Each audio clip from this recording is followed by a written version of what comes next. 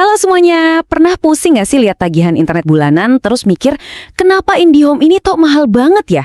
Nah, hari ini kita bakal bedah tuntas. Apa sih alasan bisnis di baliknya? Yuk kita cari tahu bareng-bareng. Pasti banyak dari kalian yang ngalamin ini kan?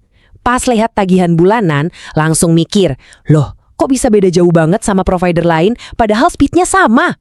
Tenang, kalian nggak sendirian kok.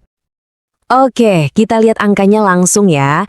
Buat kecepatan 30 Mbps yang sama, IndiHome itu bisa tembus 300 ribuan lebih.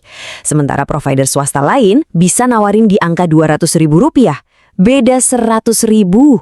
Lumayan banget kan buat jajan cilok sebulan? Tapi, eits, jangan marah-marah dulu. Ternyata di balik harga yang lebih mahal itu, ada alasan-alasan bisnis yang, ya, cukup logis. Ini bukan sekedar naikin harga tanpa sebab. Yuk kita jadi detektif dan selidiki bareng-bareng kenapa si merah ini harganya beda. Oke, bagian pertama, kita mulai dari strategi lawannya dulu nih, yang bisa kita sebut strategi pilih kasih. Jadi, apa sih cherry picking itu? Gampangnya gini, ini tuh strategi bisnis di mana perusahaan cuma mau metikin buah cherry yang matang dan manis saja. Kalau di dunia internet, artinya mereka cuma mau bangun jaringan di tempat-tempat yang udah pasti untung gede. Nah, di sini nih letak perbedaan utamanya. Provider swasta kayak Bisnet atau MariPublic itu sengaja banget nyasarnya ke lahan basah. Maksudnya, ya perumahan padat, kota besar, atau komplek elit. Sementara IndiHome, karena dia BUMN, dia punya tugas negara buat menjangkau semua orang, dimanapun itu, nggak peduli untung atau rugi. Terus, gimana caranya strategi pilih-pilih ini bikin harga mereka jadi murah? Ya simpel banget. Pertama, narik kabelnya jadi lebih murah, kan deket-deket tuh pelanggannya. Kedua, mereka nggak perlu buka banyak kantor cabang di pelosok-pelosok. Jadi, ya jelas, biaya operasionalnya bisa ditekan habis. Sekarang, kita balik ke sisi seberangnya. Apa sih beban yang harus ditanggung sama si raksasa merah ini? Ini soal tanggung jawab yang nggak dimiliki provider lain. Kunci utamanya ada di konsep ini, namanya subsidi silang. Gini deh, keuntungan yang mereka dapat dari pelanggan di kota besar, kayak kita-kita ini, itu dipakai buat nombokin biaya bangun jaringan di daerah terpencil yang nggak menguntungkan. Nah, ini dia kewajiban sebagai BUMN. Telkom itu nggak bisa milih-milih lokasi. Mereka harus narik kabel fiber optik sampai ke desa di puncak gunung atau pulau terluar yang mungkin pelanggannya cuma bisa dihitung jari.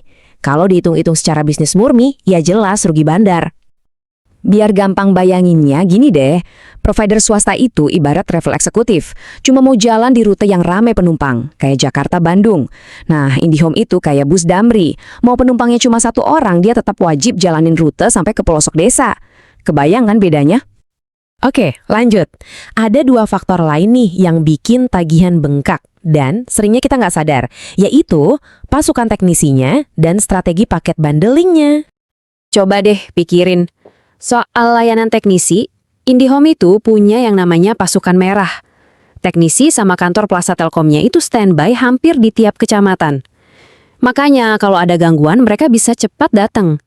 Tapi ya itu, menggaji ribuan orang di seluruh Indonesia kan butuh biaya super gede. Beda banget sama provider lain yang timnya lebih kecil dan terpusat.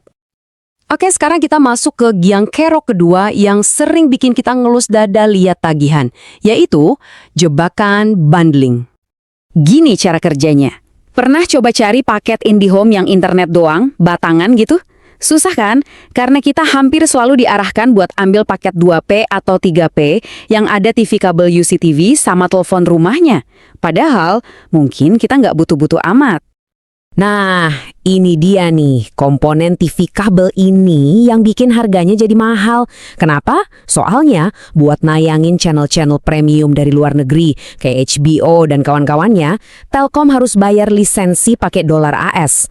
Dan biaya itu ujung-ujungnya ya dibebanin ke kita para pelanggan. Oke, setelah kita tahu semua alasannya dari A sampai Z, sekarang kita sampai ke pertanyaan paling penting. Jadi, mendingan pindah provider nggak sih? Dengan semua info tadi, sekarang keputusan ada di tangan kalian. Pilihan apa yang paling bijak buat kondisi dan lokasi kalian masing-masing? Sebenarnya cara mikirnya simpel banget. Kalau di depan rumah kalian udah ada jaringan provider swasta, ya pindah aja. Itu pilihan paling logis buat dapat internet lebih cepat dengan harga lebih murah.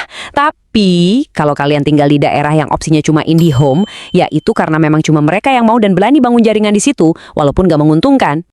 Dan kita tutup pembahasan kali ini dengan kutipan yang pas banget dan sedikit jenaka.